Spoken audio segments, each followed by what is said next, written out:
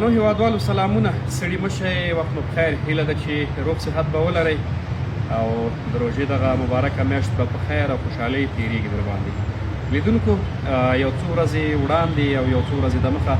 ما په کابل شهرناب کې د یو کوچني ماشوم سره مرکه وکړه چې هغې په هغه مرکه کې یادونه وکړه چې زما کورنۍ نشته دی او زه هېڅوک نه لرم او زه دلته په پارک کې ویده کېږم نو بیا هغه ویډیو ډیره زیاته وایرل شوه او ډیرو خلکو ته ورسېدله اکثره خلکو انتقادونه هم کړي وو چې تاسې ولې د دې بشپړ وضعیت نه دی راخیستی بشپړ معلومات یې ولې نه دي کړي لومړی مسله خو دا چې شمشاد ټلویزیون مختلفې برنامې لري او دغه په کومه برنامه کې چې دې سره ما مرکه کړې ده دې ته ښاري راپور وایي په دې کې موږ یوازې او یوازې د روژه ماتې اړوند مسایل راخلو روژه ماتې ته چمتووالی او د روژې په اړه مهم نظریات نو ځکه په دې خاطر ما ماشوم سره ډېرې خبرې ونه کړي نو نن یې دغه پلار راغلی دی شمشاد ټلویزیون ته او دغه یې کوچنی ورور دی چې دوی ویډیو لیدلې وه او ما هلته یادونه کړې وه چې حتما به د کورنۍ پیدا کېږي او زه ډېر خوشحاله یم او ډېر د خوشحالۍ احساس کوم چې زما هغه ویډیو پلار ته رسېدلی ده والد صاحب ته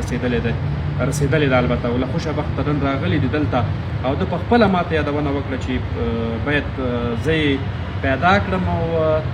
ځان سره یې بوزم کور ته نو هغه چې کومې خبرې کړې وي د پلار په وینا چې هغه مطلق دروغ دي او فامیل هم لري ژوند هم لري خو متاسفانه کور ته نه راځي کاکا لیدونکو ته ووایه دا اصلا که چې کوم ګوان د کړی ده دا ټولې دروغ دي دا تقریبا 22 ورځې کېږي چې دی نه کور راوتی ده دی کسابه کې هلته هم بندي و هغه ځای مې راخلاص کړو 2 ورځې ما سره تېره کړه دغسې نمای پامیر دی تللی د ما سره خپل موټر ده په موټر کې د کینري په تور را سره ګرځي ما ته یې باید دوکه راکړه زه یو د قطار سر ته وځم چې سوارلۍ شته او که نه شته یقې همداسې تللی بیا مې په اول اوضاع کې ما عریضه هم لیکلې ده هر څه پروت دی مې ثبت کړی ده دا کومک تاسې ما سره وکړئ دا که چېرته هر چېرته کوم اوجې ته په لاس ورغی د تلیفون شمېره مې ورته پرېښې ده چې دا ما ته بیا اول راکړئ چې زه د هلک ځان سره بېرته کور ته بوځم کاکا یو پوښتنه باید وکړم علت څه شی دی چې دا په کور کې نه کښېني او نه درځي کور ته هېڅ مشکل هم نه لري دی په کور کې درته وایم دومره څوک نه ورته وایي چې ته نه دغه ځای ځه څه هلته کوه دغه موټر د کوم کاروبار چې ما راورکړی دا مې هم د ده د طبیعت دپاره کړی چې دی ما سره مشغول وي چې دغه هغه نه راواوړي دی نه کوره پټ راوځي پیسې هم شته هر شی شته ورله مننه هغه په مرکه کې یادونه کړې چې زه د شکردره یم آیا دا حقیقت دی نه مګر اصلا کې د لوګري دغه هم دروغ ویلي دي دغه کومه خبره چې ده کړې د ټولې دروغ دي یو دقیقه دپاره یې دغه که دروغ یې ویلي دي بل یادونه یې کړې ده چې مطلب 2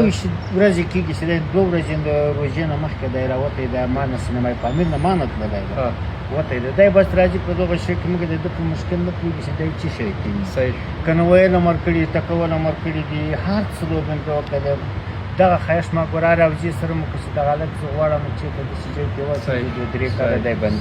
ډېره مننه کور دغه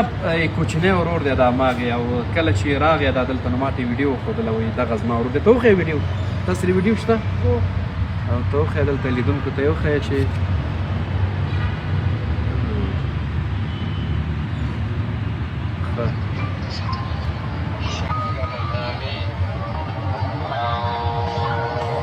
کاروبار څه کوي کاروبار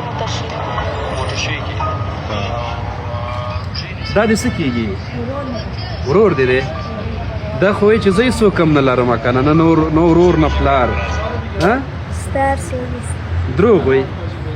ته خفه یې ورپسې راشي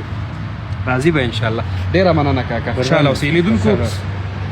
د دغه کوچني ماشوم په پیدا کولو او موندلو کې له کاکا سره مرسته وکړئ هلته شمېره شته که هر چا ولیده نو کاکا ته په همدې شمېره اړیکه ونیسئ وروستی کې بیا هم یادونه کومه دغه ماشوم چې کومې خبرې کړي دي هغه دروغ دي کورنۍ هم لري فامیل هم لري او